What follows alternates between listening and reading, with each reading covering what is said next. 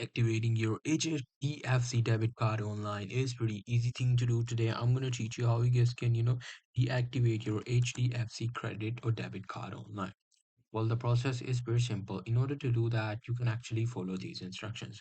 First of all, you can actually call them at their phone banking number. You just have to search for HDFC customer service, and I'm just going to search for that, and a number should pop up. So let me just search for customer service number, and you can actually call them and talk to them about your problem. Now, this number is according to my region, but it could be different according to your region. So you just have to make sure to Google it and you will be able to find the right number. Now, after getting the number, you can actually call them and explain that you've lost a card or you want to get it deactivated, and they will be able to help it for you. Now, the second thing that you can do is you can actually log into your HDFC bank. You just have to go to your HDFC, and then you just have to log into your account. After logging into your account, you just have to, go to the debit card section, and under debit card section, there should be a hot listing. You just have to go there to block your debit card.